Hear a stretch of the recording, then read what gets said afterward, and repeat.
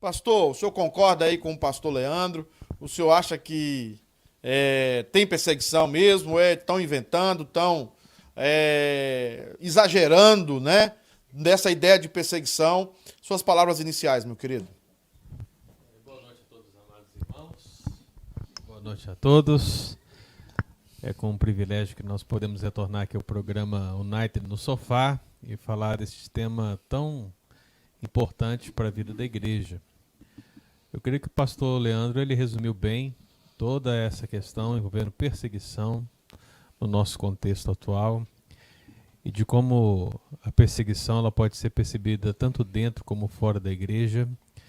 E eu entendo que, ainda que nós possamos fazer várias tentativas de tentar resolver a questão, o âmago, ao meu entendimento, pastor, é que, biblicamente falando, a perseguição ela não vai acabar neste mundo, porque nós não somos daqui.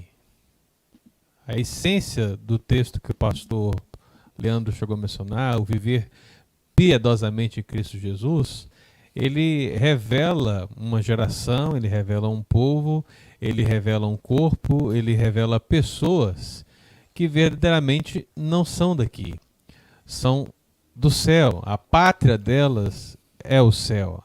Elas são filhas do Senhor. Portanto, a novidade de vida dessas pessoas façam que todas as outras demais pessoas, em desobediência a Deus, em rebeldia com Deus, segundo o curso deste mundo, andando conforme o príncipe da potestade do ar, sendo, portanto, um filho da desobediência, essa guerra naturalmente e sobrenaturalmente ocorrerá, continuará ocorrendo, piorará, e eu entendo que o que nós precisamos pensar muito aqui não é como acabar com a perseguição, mas como permanecermos fiéis em meio a toda essa perseguição. Porque é justamente isso que o Senhor requer da sua igreja, que nós sejamos encontrados fiéis. O despenseiro precisa ser encontrado fiel. E essa ideia da fidelidade é até a morte. Então, se chegarmos à morte como realmente o término da nossa vida, estaremos com o Senhor e até nesse momento fomos fiéis. E é por isso, meu amado, que diante desse contexto de perseguição, seja a perseguição religiosa que ocorre nas nações, onde temos várias histórias de crentes realmente entregando a sua própria vida pelo Evangelho, seja essas perseguições contemporâneas que advêm desse contexto marxista cultural que tem infestado todas as áreas da sociedade. Isso é realmente uma praga, né, uma peste que tem entrado em todos os lugares. Você procura entre juízes, lá está. Você procura entre policiais, lá está. Você procura na escola, lá está. Você procura entre políticos, lá está. Você olha para dentro da igreja, olha para dentro da dominação, lá está. E tudo isso, meu amado, vai fazendo com o cristianismo puro e simples, verdadeiro evangelho do Senhor Jesus, aquele que deve ser vivido e experimentado por nós, o viver piedosamente, vai se tornando realmente algo difícil no meio dessa geração transviada. Então a minha oração é que a gente possa sair daqui com um conteúdo para abençoar a vida das pessoas, pastor Pedro. Essa seria a minha pergunta para o pastor Ângelo, né? Pastor Ângelo, como é que eu não estou sofrendo perseguição nenhuma? Tá tudo mil maravilhas para mim. Tá tudo a mil maravilhas no meu ministério, ou nas minhas redes sociais. Tá um mar de brigadeiro. Qual é o limite entre omissão, né? Omissão e pregação fiel da palavra? Qual seria esse limite da perseguição? O que eu peço dizer para o senhor é o seguinte: se o apóstolo Paulo tivesse Facebook hoje, o que é que ele postaria lá? Você riu nessa?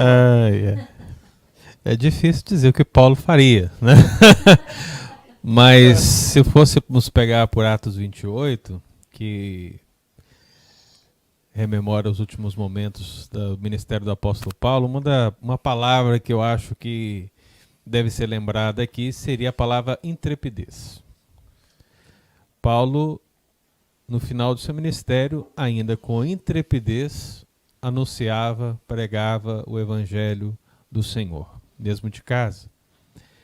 E eu vejo que o cristão, inevitavelmente, no momento que ele resolve se postar, se colocar como cristão de fato, conservador, homem, mulher de Deus, e ainda que ele tenha todo o polimento, toda a educação, todo o conhecimento, toda a sabedoria para compartilhar a palavra de Deus, ele vai ser perseguido. Dificilmente isso não irá acontecer. Eu vejo que o que o pastor Leandro mencionou é uma verdade. Eu tenho o mesmo sentimento e eu procuro agir da mesma forma, essa maneira equilibrada. Mas o que nós percebemos de fato é que por mais claros e tranquilos que nós sejamos em uma publicação, sem mesmo atacar qualquer situação, o simples fato de anunciar o evangelho por si só é um ataque, é uma afronta, né? É um discurso de ódio, né? Que tudo agora é discurso de ódio, né? Tá padronizado lá no código, né? No Facebook, no YouTube, nas redes sociais, qualquer coisa que você coloca hoje é discurso de ódio, e o que é discurso de ódio, na verdade, está liberado, né? E por que isso? Eu vejo que o que o Senhor disse em João 15, quando ele menciona ser a videira verdadeira, talvez venha encontrar lugar para nós nesse contexto, porque ele diz: se vós fosseis do mundo, o mundo amaria o que era seu. Como todavia não sois do mundo, pelo contrário, dele vos escolhi, por isso o mundo vos odeia. O mundo vos odeia. Lembrai-vos da palavra que vos disse: não é o servo maior do que o seu senhor. Se me perseguiram a mim, também perseguirão a vós outros. Agora, se guardaram a minha palavra, também guardarão a vossa. E eu acho interessante essa palavra de Jesus, porque ele revela duas realidades.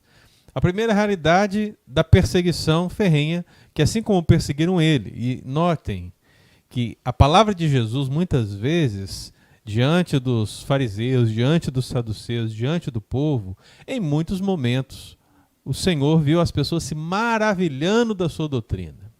Em outros momentos, acharam blasfêmia. Poderiam dizer hoje, de uma maneira adaptada, caso alguém queira ir fazer uma tradução da Bíblia numa versão mais moderna do que as atuais, né? Dizendo que Jesus estava pregando discurso de ódio, né? Então, o que nós percebemos é que alguns maravilhavam, outros blasfemavam. Alguns odiavam e outros guardaram a palavra. Então nós não podemos nos omitir, pastor, e aí entra a questão. Eu acho que o posicionamento do crente deve ser esse. Ele deve procurar se embasar, ter conhecimento, ter fundamento bíblico para anunciar toda a boa palavra de Deus diante desse contexto, mas com educação, sem ataques, mesmo sabendo que será colocado como discurso de ódio, mas agir dessa maneira, sabendo que muitos vão dizer heresia, blasfêmia, discurso de ódio, mas no fundo, podem ter certeza, alguns vão guardar a palavra de Deus, né? E é para esses que nós escrevemos, pastor, né? É para esse que nós não podemos nos omitir, é para esse que nós precisamos anunciar toda a palavra de Deus e nos levantarmos diante desse contexto. Porque assim como o Senhor nos escolheu nos escolheu do mundo, nós não pertencemos a esse mundo, há muitas outras pessoas que estão esperando para ouvir a palavra do Senhor, se converterem dos seus maus caminhos e virem para o meio dessa geração, a geração de Cristo, que fala a verdade, que vive a verdade. Então, nós precisamos ter toda a sabedoria e ter toda a intrepidez para anunciar todo o desígnio de Deus. E isso inclui as redes sociais, meu caro. Então, não perca essa oportunidade e estejamos certos que o mundo nos odiará, mas alguns deste mundo ouvirão a palavra por nós anunciada, se converterão e estarão ao nosso lado nessa luta dia a dia. Como é que nós podemos abençoar abençoar esses irmãos com uma palavra de consolo. É verdade que tudo que o pastor Pedro e o pastor Leandro já mencionaram dentro desse contexto, o pastor Samuel também, mas eu gostaria de dar uma palavra pensando em coragem. É tempo de nós sermos corajosos, né? Não podemos nos amedrontar diante dos revés, diante das circunstâncias terríveis, diante de toda a oposição que está se levantando, mas precisamos ser corajosos em anunciar sempre a palavra de Deus.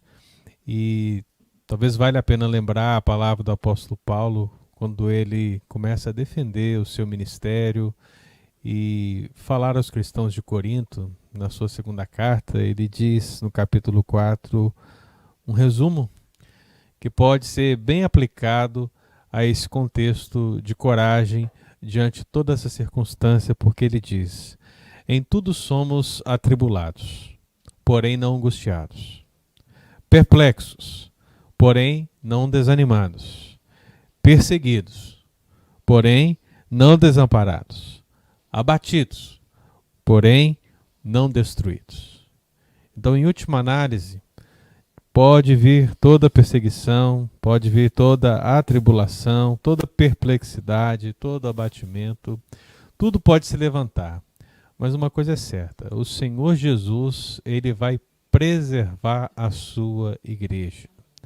A sua igreja está na sua mão, guardada por ele, amparada por ele, sustentada por ele, e no exercício dessa fidelidade, com coragem, meu amado irmão, você pode ter certeza que o fim que nos espera, seja ele qual for, o fim vai ser glorioso, né? É de glória para a igreja do Senhor Jesus. Então tenha essa palavra no seu coração e coragem diante de toda a perseguição. Ângelo, suas considerações finais, 1 minuto.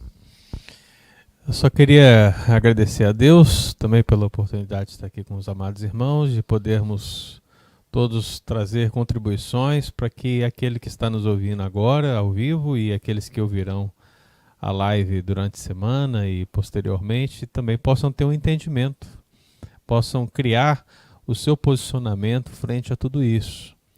Então, como disse o filósofo Petrino Nuniano, vai curtindo e vai compartilhando, né? Não necessariamente dessa ordem, né?